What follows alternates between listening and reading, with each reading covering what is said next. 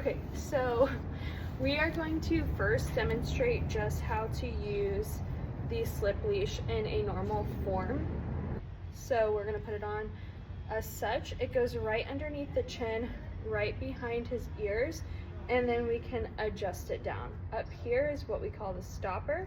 You're gonna bring it down. If you're holding tension on the leash, we want about 1 inch to 1.5 inches when the leash is tight. And I'm not saying we're trying to muscle him and yank the leash and almost choke him out, but we're adding just a little bit of tension because we want to make sure the stopper is in a place where we can provide clarity through tension on the leash and tension off the leash. When there is no tension on the leash, that means we are in agreement, we're good with what they're doing. When there's tension on the leash, we're in disagreement, we're asking them to join us or go somewhere else, change directions, sit, whatever is required in that moment. So the leash simply is a tool for communication. If you're using it as a simple slip leash, you do not have to use a stopper, but if you want the extra safety, you're always welcome to use what we call a backup clip or a stopper. One clip connects to the circle part on the leash, which I'm going to take it off for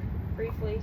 One part clips right here, and then this other clip will clip to his collar. So this is mainly used in what we call a figure 8 or power loop. We're going to make a super big loop around the dog's head and then twist into a figure 8 underneath their chin. The front part of the figure 8 is going to come over their nose, and then we're going to adjust down, gentle, soft. This second big loop around their head, we still want high up behind their ears. So now we have the power loop around their nose. Good boy, buddy. You can see it cross underneath his chin.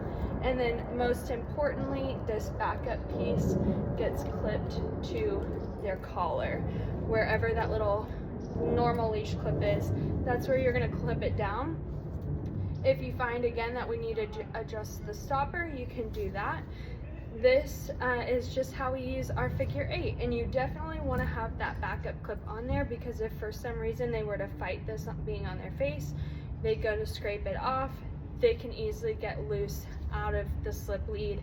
And so from there, as long as you have that backup clip, you're always going to stay connected to the dog. You're all good to go. Make sure if you're using the power loop or the figure 8, you get guidance on how to properly use it and condition your dog to it. Not every dog takes it very well. A lot of them try to fight it in the beginning because it's a very sensitive place that responds to tension differently than around their neck.